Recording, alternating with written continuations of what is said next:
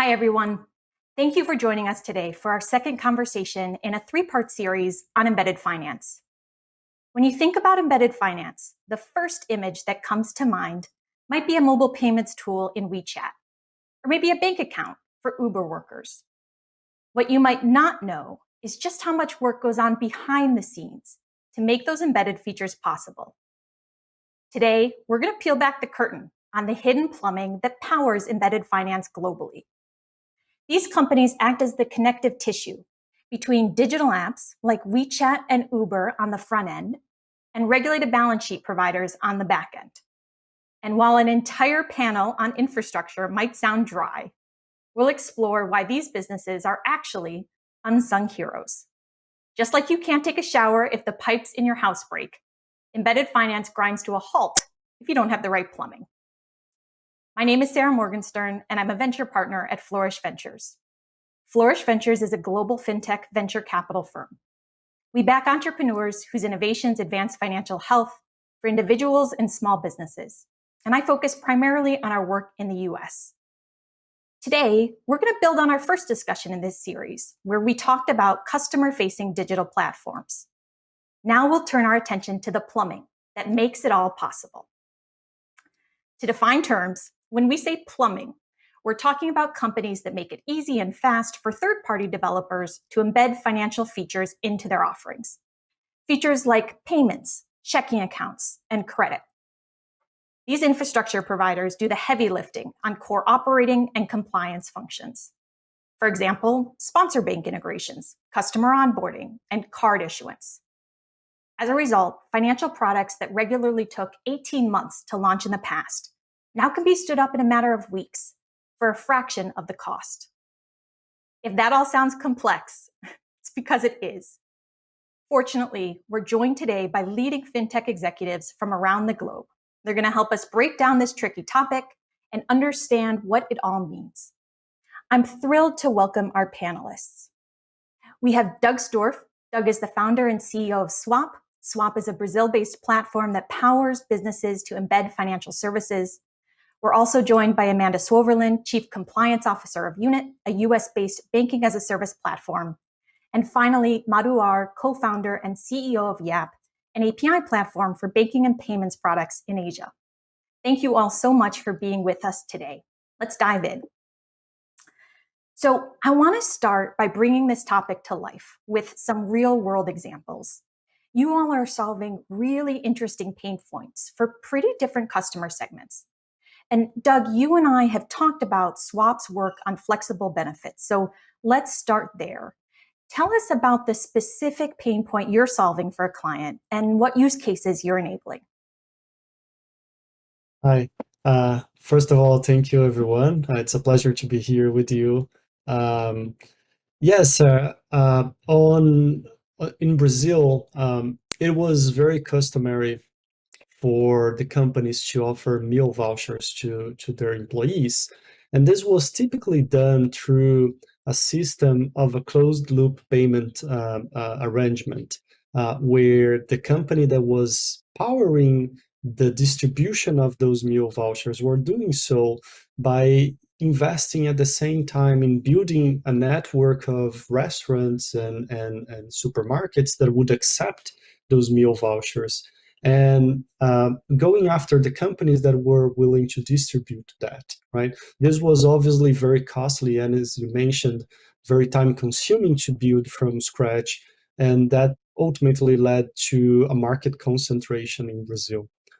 What we are doing to our clients is to allow them to focus on providing a better experience to their companies, to their clients, focusing on the product and not on building the entire network. And we do so by giving them the ability to issue prepaid cards, MasterCard prepaid cards that they can use to then distribute. With that, they get access to more than 2 million establishments that already have the infrastructure to accept the payments.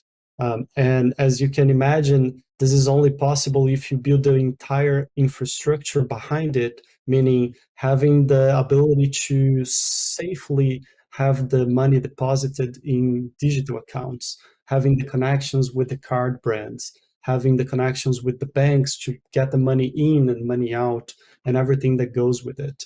So after we launched this, many companies started offering benefits, and this is leading to a transformation in this segment in Brazil that is in effect challenging the status quo of a specific segment.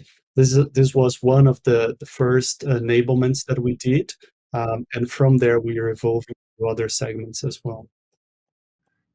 Great. So meal vouchers and flexible benefits in Brazil. Madhu, I want to come to you. You're serving a pretty different customer segment, and talk to us about what you're doing with incumbent banks.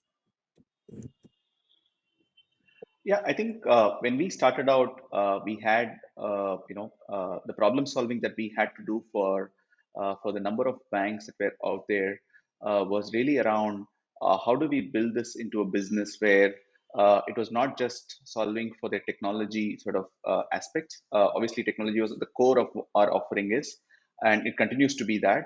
But there are also other elements that banks were not ready with, right? So if you have to do it as a business, you need other elements of the banking function that needs to sort of come together.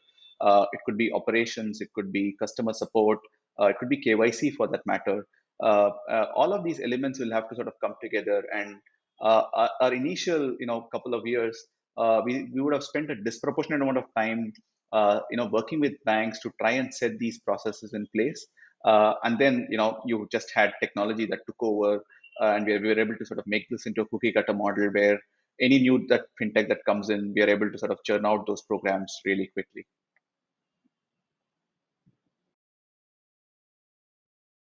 Great. So a broad range of fintechs with digital payments is one of those most crucial use cases. Amanda, I want to turn to you, sort of round this out. Share with us a little bit about what you're doing for gig workers in the US and that customer segment. Thanks, Sarah. Really appreciate being able to participate today. Yeah, we're seeing industries, whether they're innovating to an industry that is being that has been around for years, similar to what Doug mentioned, in the emerging industries, especially in the freelance or what we'll call the gig economy. One of the clients that we're serving today, Wethos, is an agency based fintech that really brings together the ability to, let's say you're in the creative space and you want to create and work with others to develop their marketing and their websites. If you go to Wethos, they can provide you a platform to do your bids, to manage your product. They can even help you to find other team members and contractors that could help work on the project with you. So essentially, they're building this amazing platform that's just available to their providers and their contractors. But with us, they're able to embed payments, so they can continue to work with them to allow them to have cash management services and bill their clients, their contractors. And then if they do find somebody on the platform that they want to work with, they can pay them. And it can be all on platform to be able to do that. So you're essentially taking a small business banking account that they could maybe get at a traditional bank, and they're embedding it straight into their platform. So it's all a seamless service within one login for their clients. It's interesting listening to all three of you. It just strikes me the diverse range of use cases that embedded finance plumbing are unlocking and the way you all brought that to life. So thank you. I want to switch gears and better understand the actual technology stack that you all have developed in order to pull this off. And Doug and Madhu, each of you sort of touched on this already, but you're doing something a little different, tailored to your market. So talk us through the infrastructure choices you made, what you built, and how that was shaped by both customer feedback and local market dynamics. And Madhu, let's start with you. You mentioned the India stack. Elaborate on that a bit and what it meant for what you all built. Sure. I think when we started, building out the business, my co-founder and I were colleagues at Visa, as I said, and we kind of had a bird's eye view of what's happening not just in India, but globally around infrastructure and what companies were sort of building out. Where India Stack really helped is at a very foundational level. It took care of aspects around identity, right? So we had an opportunity to actually let companies build on top of what was built by the government as a public utility, which meant that innovators can come in, not worry about KYC because there's already something that they could latch on to. And our capabilities that we were building were more aimed at how do we solve for some of the use cases that the fintechs on our platform were actually sort of looking out to build. So it was a perfect sort of marriage, if you will, of a public good infrastructure supporting the private enterprise to sort of build and innovate on top of. And the proof of that is over the last year, on our platform, in Q1 last year, we had probably about 15 to 20 signups in a month. That number is almost tripled or quadrupled in a year's time, right? A lot of them is today possible because of the fact that we have public infrastructure that is there around KYC, and UPI is another element that has come into the sort of picture in the last few years, where payments have got really turned on into a utility so that people can build on top of it. Piggybacking on that, Madhu, it's helpful to hear how the India stack has influenced your business and approach in India. Doug, let's switch gears. Talk to us about the Brazilian market and your approach to payment processing in particular. Sure. So it's very interesting to see how market and customer feedback actually influences the decisions that we've made, right? We started Swap basically trying to build a digital wallet, right, as a service. Me and my co-founder, we were working for an e-hailing company back in 2017, and we were trying to launch basically a digital payment wallet for that company, focusing most on the gig works, as Amanda was saying, but for our own purpose. And we couldn't find an ideal partner in the market to do so, because either we couldn't find the right product with the right flexibility in it to build the product that we were trying to do, or the value proposition was not just right. Basically, the partner would come in and get any upside that he could get from the floor, right? So we decided there was a market opportunity, and we set out to build exactly the product that we wanted to have hired to begin with. Turns out that our first client was not an e-hailing company, was not from the gig economy. It was actually a fintech. And the product that they were trying to launch was the flexible benefit product. And that made us rethink the stack and how we would approach it, because of the specific needs that that market was having at that point, right? It is still, let's say, a generic digital wallet where you can hold funds and you get money, you deposit money in that wallet, and then you spend the money. But how you spend the money is where the particularities start to emerge here. And basically, for you to provide meal vouchers, you have to be able to control how you're spending the money. It's as if you had a stamp on the money and you allow your employee to use, let's say you have $100 for meals, but now you have $100 for taxi, for example. And I need to be able to control how you're going to spend that money in each category. And when we were building that solution, using the existing infrastructure in the country, we couldn't find anything that would give us that kind of flexibility on controlling how fast and how you can spend the money, which was one of the requirements for this whole solution to work. Seeing that, and also getting inputs from many other customers saying that the infrastructure that was available, the card processors that were available in Brazil, they were built, let's say 10, 15, 20 years ago for a completely different purpose. They did not have the flexibility or the controls to allow new use cases to be created. So we found that this was the central piece for us to actually enable innovators in the market to think about new business models and create new business solutions. So we went out and we created our own card processor instead of using what was available in the market and just connecting the pieces. We went out and we actually built one new piece of infrastructure in the market.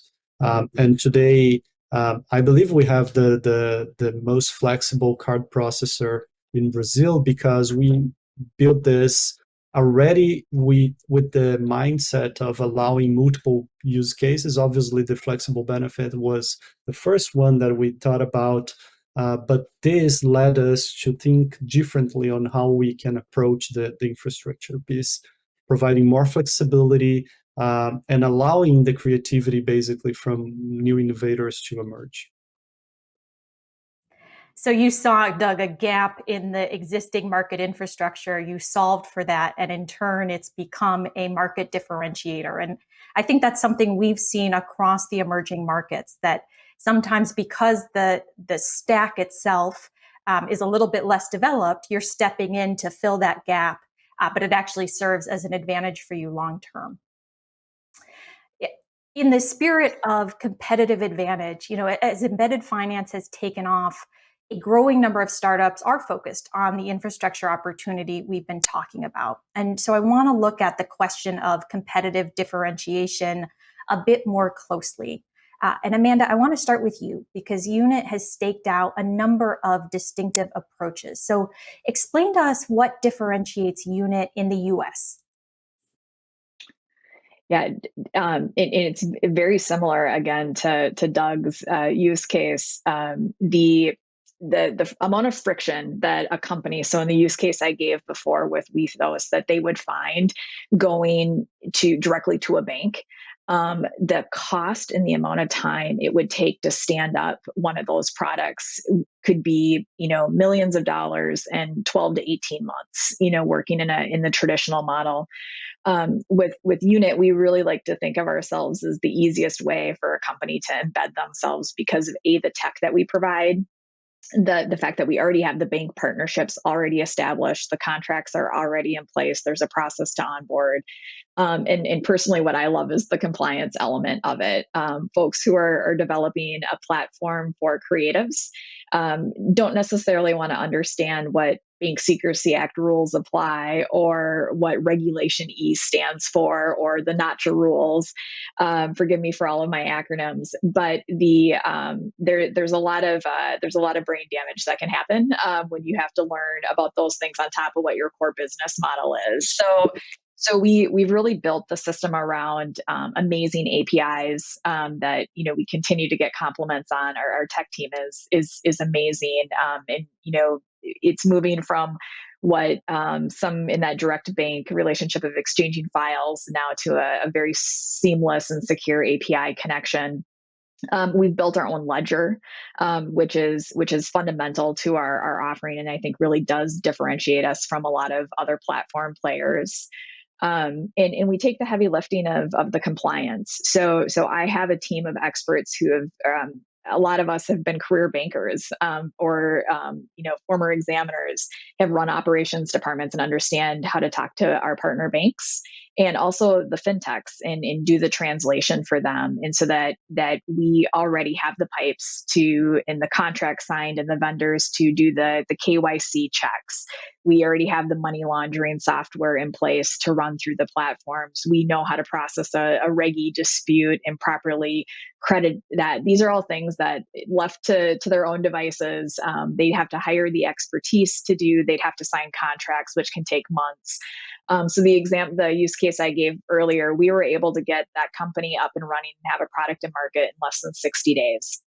And these are people who didn't necessarily have any banking experience. So for them to go from 0 to 60 and to have their product in market and have banking services is something that is, I think, unique in the ecosystem. And we've done this with a number of clients across many different product verticals, offering a very flexible solution. We're able to innovate with our clients in ways just because our stack is so flexible to meet all of the different use cases. So time to market, our compliance expertise, and just the innovation and flexibility of our technology really sets us apart in the marketplace, and is changing kind of how banks think about these relationships as well. Okay, we hit our acronym quota for the panel, so thank you, Amanda, for getting us there. And I think that compliance first mentality that Unit brings to market is one of the pieces that stood out to us, and why we're so excited about you as a team. Can I ask, Amanda, for you to share just a little bit more actually about your background and coming from a bank, and what got you excited about being a part of the Unit journey? I think it's instructive. Yeah, so I had spent 9.5 years at Sunrise Banks as their chief risk officer for the last 3 years, and really oversaw the compliance team there, and worked with a number of fintechs. And we saw the need in the market for a way to be able to onboard and share our knowledge, and just bring efficiency to the marketplace. And so it was something that I had saw for quite some time as a need. And then I met Itai, who is our co-founder and CEO, and met him, and he really talked about the compliance first mentality that he wanted to bring to the table. And it was my dream job, really, to kind of take what I had learned in the compliance world, and doing that in the bank, and having been in community banking for 20 years, to really bring it to life with a tech company, was a unique experience, and really something that I could see that the industry was going to need. And within the first year, I've been here for a year now, time and time again, we get compliments from our clients about just thank you for taking this off of my plate, so I don't have to be the one that's worried about all of the acronyms that come along with it. That's great. Doug, talk to us about differentiation in the Brazilian market, right? Amanda elaborated on why compliance is so crucial in the US. What are you seeing in Brazil, and how do you approach this? Our approach to creating differentiation was to really deeply connect with our clients and understand their needs, get their feedback, and develop products and services on top of that. That's how I explained, for example, the flexible benefit, and how it impacts our product roadmap. But it is happening again and again as we adopt this vertical approach, where we decide to go after one specific vertical. We partner with a number of clients in that vertical, and then we develop products on top of that to serve them better. So our approach is to, one after another, go after segments in order to create product differentiation. This way, we can have a roadmap that is much more controllable and profound than just creating a very, let's say, generic white label infrastructure that is on average good to everyone, but it's not spectacular to anyone. What we want to do is to actually create something that helps our client go one step further on their business. And I think that one of the words that Amanda used, which was taking the heavy lift, is something that we are trying to do. Taking something that can be taken out of the client's plate and let them focus on their core business while helping them. So this is something that we've been implementing. I mentioned flexible benefits. We are now going to lending, and we are helping clients get faster to their products, because we have been thinking about their problem, the main problems that they have, and helping them solve that.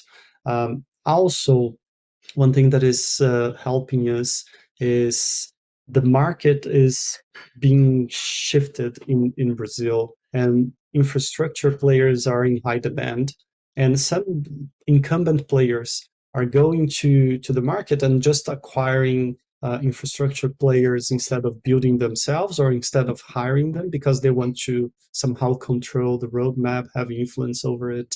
And as being independent is also becoming a point of competitive advantage because it solves the conflict of interest, right?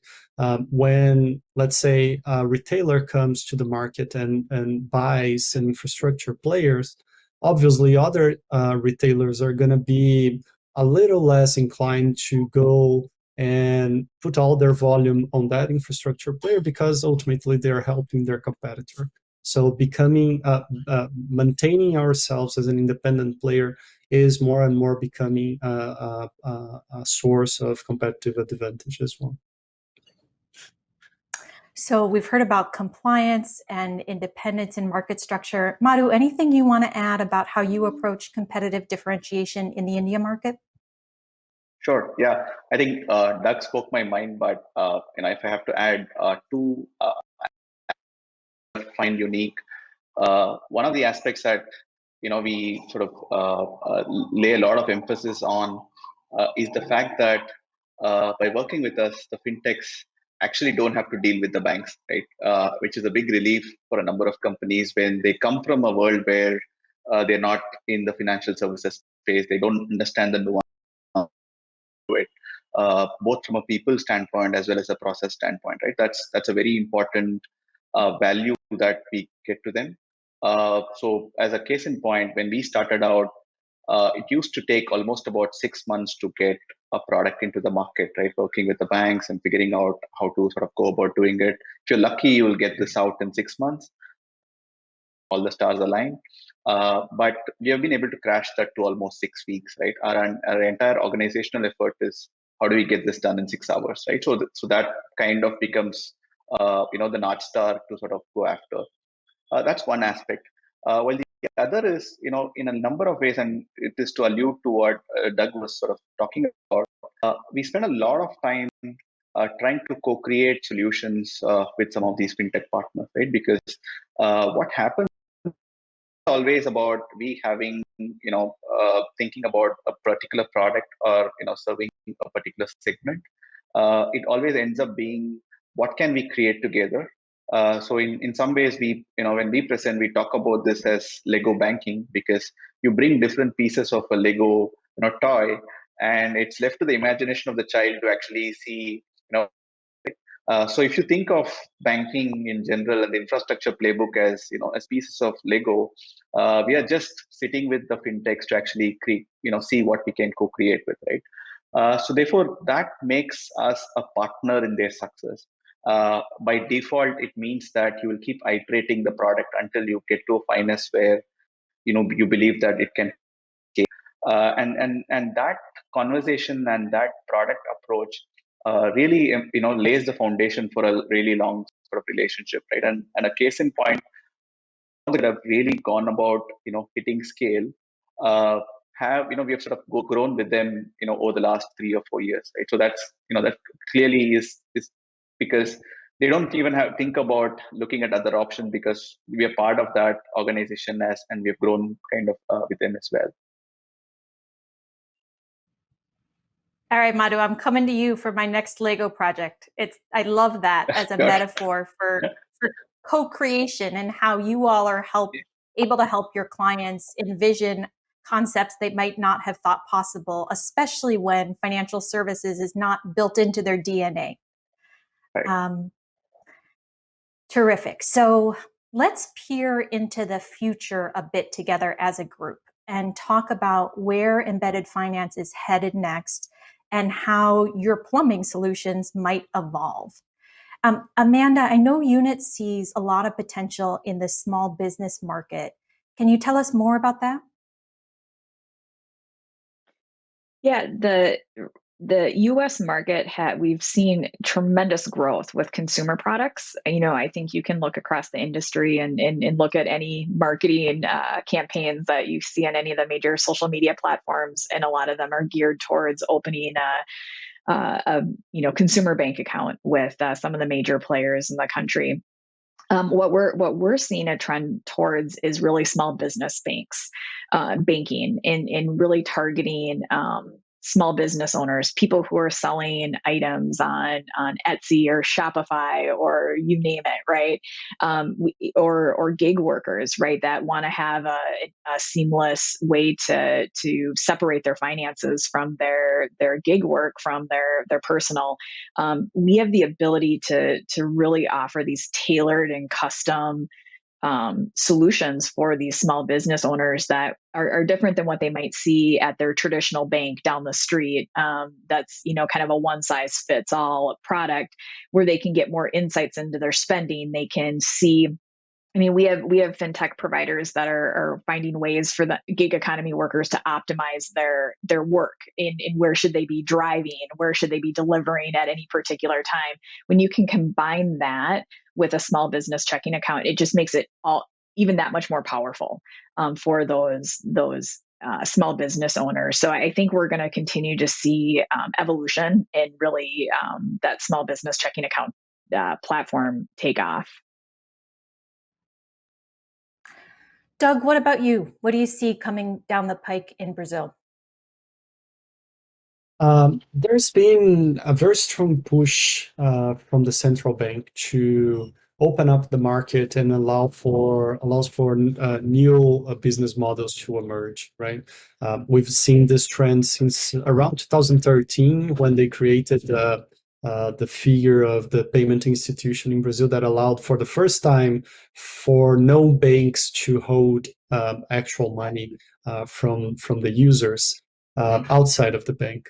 And from there's been a lot of new developments on this trend, and ending now with the launch of the PIX, which is the instant payment infrastructure in Brazil that allows peer-to-peer 24/7 transactions, and ultimately the open bank regulation, which is opening up the information for anyone, basically giving back the right for the information to the user and not to the bank who is holding that information. So a lot of transformation is coming up based on this evolution in the regulation that we have in the market, and a lot of new business model will emerge from there. Right, what we're gonna see, I believe, is a lot more connections between different pipes. So before you would say, okay, I have my money and I can use my money only with credit card, or I have my money in the bank account and I can use it only to make bank transfers. What we see now is a lot more connection, and the money is yours no matter where it's deposited, because the information is yours and you can use it as you wish. So it's a shift from who holds the money to who has the information, where the money is, and how to use that money. And I think that will ultimately influence the development of the infrastructure sector from now on. Right. So more and more, the user is going to be the owner of his money, which is only logical, right? But will be able to use it connected with many different pipes and many different uses. Very interesting. It's something to keep an eye on in Brazil and how that unfolds. Madhu, bring us home. Tell us a little bit about what you're seeing in the future in India. Yeah, I think we have come a long way, right? I mean, the sense in India, financial services 15 years ago used to be a luxury. So if you have a bank account, you're part of the privileged sort of club. From luxury, it translated to becoming a necessity.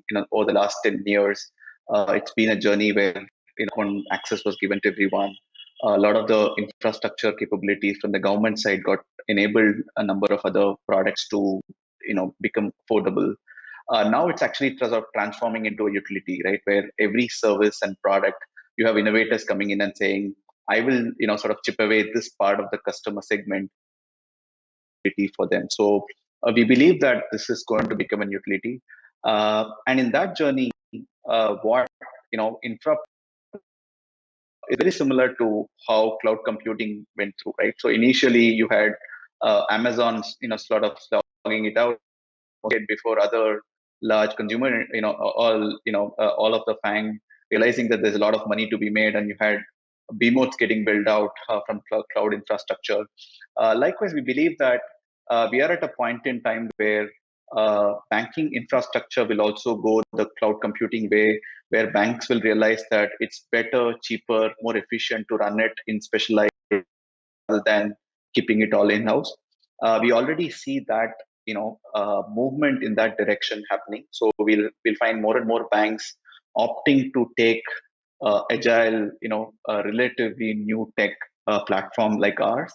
And at a consumer level, if you sort of ask me, there's just going to be a lot of choices that are going to be there, right? So every that you touch, every mobile asset that you are sort of engaged with, all going to sort of gravitate towards becoming a fintech, right? And therefore, whether it's your Instagram on which you're making a purchase, or you're the seller on the other side on the same Instagram, there's going to be facilitation that's going to happen, and it's a great time to be a consumer in the financial services sort of domain, right? Because we see money that's going to get poured in, and there's going to be customer motivation that are going to be driven at least for the foreseeable future.